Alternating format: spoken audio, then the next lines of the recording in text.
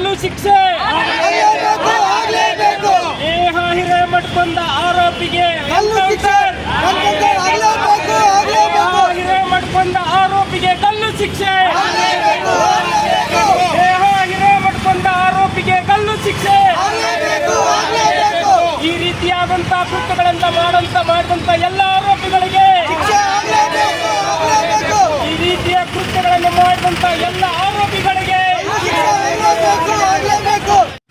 ಮೊದಲನೇದಾಗಿ ತಮ್ಮೆಲ್ಲರಿಗೂ ಗೊತ್ತಿರೋ ಹಾಗೆ ಹುಬ್ಬಳ್ಳಿಯ PVB ಕಾಲೇಜಿನಲ್ಲಿ ನೇಹಾ ಹಿರೇಮಠ್ ಎಂಬ ವಿದ್ಯಾರ್ಥಿನಿಯಿಂದ ಹಾಡಹಗಲೇ ಚಾಕುವಿನಿಂದ ಚುಚ್ಚಿ ಕೊಲೆ ಮಾಡಿದ ಘಟನೆ ಈ ರಾಜ್ಯ ಅಲ್ಲ ದೇಶದಾದ್ಯಂತ ಹರಡಿದ್ದು.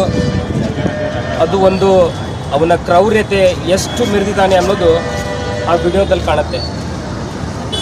ಮೊದಲನೇದಾಗಿ ನಾನು ಆ ನೇಹಾ ಎಂಬ ನಮ್ಮ ಸಹೋದರಿಗೆ ಆತ್ಮಕ್ಕೆ ಶಾಂತಿ ಸಿಗಲಿ ಅಂತ ಕೋರಿ ಅವಳಿಗೆ ನಾನು ಆತ್ಮಕ್ಕೆ ಶಾಂತಿ ಸಿಗಲಿ ಅಂತ ದೇವರಲ್ಲಿ ಕೇಳ್ಕೊತೀನಿ. ಎರಡನೇದಾಗಿ ಇಂತಹ ಕೃತ್ಯಗಳನ್ನು ಎಸ್ಕೋಕ್ಕೆ ಧೈರ್ಯ ಇವ್ರಿಗೆ ಎಲ್ಲಿಂದ ಬರುತ್ತೆ ಅನ್ನೋದೇ ಗೊತ್ತಾಗಲ್ಲ. ಯಾಕಂದರೆ ಇದು ಒಂದು ಮನುಷ್ಯ ಮಾಡುವಂಥ ಕೆಲಸ ಅಲ್ಲ. ಇದು ಒಬ್ಬ ಕ್ರೌರ್ಯತೆ ಮೆರೆಯುವಂಥ ವ್ಯಕ್ತಿ, ಅವನ ಮನುಷ್ಯತ್ವ ಅವನಲ್ಲಿ ಸತ್ತು ಹೋದ ಮೇಲೆ ಈ ರೀತಿಯ ಕ್ರೌರ್ಯತೆಗಳನ್ನು ಮೆರೀತಾರೆ. ಯಾಕಂದರೆ ಹೆಣ್ಣು ಮಕ್ಕಳಂದರೆ ಎಲ್ಲರ ಮನೆಯಲ್ಲೂ ಹೆಣ್ಮಕ್ಳು ಇರ್ತಾರೆ, ಎಲ್ಲರೂ ಅಷ್ಟೇ, ಅದು ಯಾವುದೇ ಇರಲಿ. ಇವತ್ತು ನೇಹಾ ಹತ್ಯೆ ಒಂದು ಮನುಷ್ಯತ್ವಕ್ಕೆ ಒಂದು ಕಪ್ಪು ಚುಕ್ಕೆಯನ್ನು ಉಂಟು ಮಾಡಿದೆ. ಅದಕ್ಕೋಸ್ಕರ ನಾವು ಸರ್ಕಾರದಲ್ಲಿ ಮತ್ತು ಸಂಬಂಧಪಟ್ಟ ಇಲಾಖೆಯವರಲ್ಲಿ, ಕಾನೂನು ಮಂತ್ರಿಗಳಲ್ಲಿ, ಗೃಹ ಸಚಿವರಲ್ಲಿ ಹಾಗೂ ನಮ್ಮ ಹುಬ್ಬಳ್ಳಿ ಧಾರವಾಡ ಕಮಿಷನರ್ ಅವರಲ್ಲಿ ನಾನು ಒಂದು ವಿನಮ್ರತೆಯನ್ನು ಕೇಳ್ಕೊಳ್ಳೋದೇನೆಂದರೆ, ಈ ವ್ಯಕ್ತಿಗೆ ಒಂದು ಕಠಿಣವಾದ ಶಿಕ್ಷೆಯನ್ನು ವಿಧಿಸಬೇಕು. ಮತ್ತು ಇದು ಒಂದು ಈ ಶಿಕ್ಷೆ ಎಂಥ ಶಿಕ್ಷೆ ಆಗಬೇಕಂತಂದರೆ, ಮುಂದಿನ ಯಾವುದೇ ಒಬ್ಬ ವ್ಯಕ್ತಿ ಇಂಥ ಕ್ರೌರ್ಯಗಳನ್ನು ಮೆರೆಯೋಕ್ಕಿಂತ ಮುಂಚೆ ಯೋಚನೆ ಮಾಡಬೇಕು.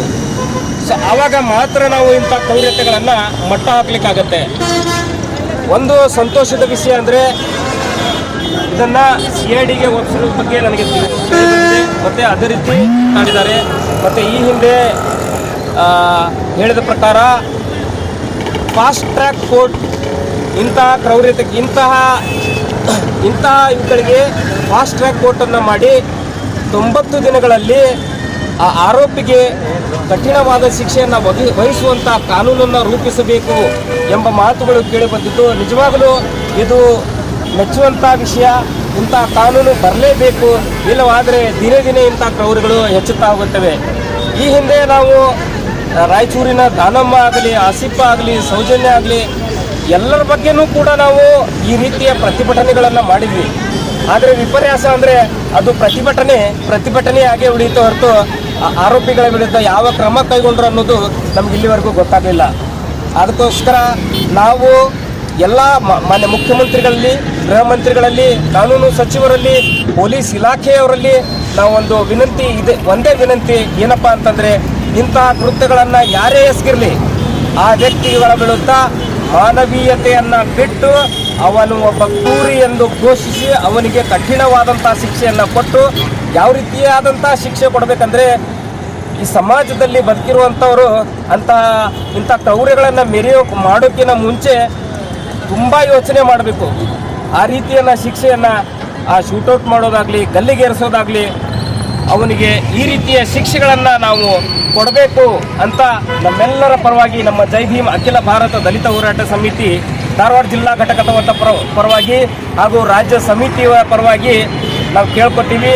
ಅದಕ್ಕೋಸ್ಕರ ನಾವು ಇವತ್ತು ಈ ನೇಹಾ ಹಿರೇಮಠ್ ಎಂಬ ಸಹೋದರಿಗೆ ಆತ್ಮಕ್ಕೆ ಶಾಂತಿ ಸಿಗಲಿ ಎಂದು ಕ್ಯಾಂಡಲ್ ಮಾರ್ಚನ್ನು ನಮ್ಮ ಹುಬ್ಬಳ್ಳಿಯ ಸ್ಟೇಷನ್ ರಸ್ತೆಯ ಬಾಬಾ ಸಾಹೇಬ್ ಅಂಬೇಡ್ಕರ್ ಮೂರ್ತಿಯಿಂದ ಹಿಡಿದು ಇಲ್ಲಿ ಹುಬ್ಬಳ್ಳಿಯ ಚೆನ್ನಮ್ಮ ವೃತ್ತದವರೆಗೂ ಕ್ಯಾಂಡಲ್ ಮಾರ್ಚನ್ನು ಮಾಡ್ಕೊಂಬಂದು ಆ ಸಹೋದರಿಯರಿಗೆ ಆತ್ಮಕ್ಕೆ ಶಾಂತಿಯನ್ನು ಕೋರಿದ್ದೇವೆ.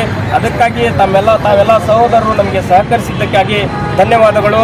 ಮುಂದಿನ ದಿನಗಳಲ್ಲಿ ಇಂತಹ ಕೃತ್ಯಗಳು ನಡೆಯುವುದಿಲ್ಲ ಅಂತ ಭಾವಿಸಿ ಅವರ ವಿರುದ್ಧ ಕಟ್ಟುನಿಟ್ಟಿನ ಕಾನೂನಿನ ಕ್ರಮಗಳನ್ನು ಸರ್ಕಾರ ಮತ್ತು ಪೊಲೀಸ್ ಇಲಾಖೆಯವರು ಕೈಗೊಳ್ಳುತ್ತಾರೆ.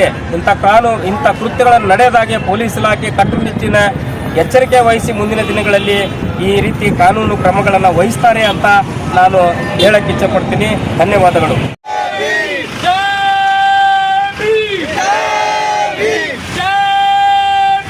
ಜೈ ಬಾಬಾ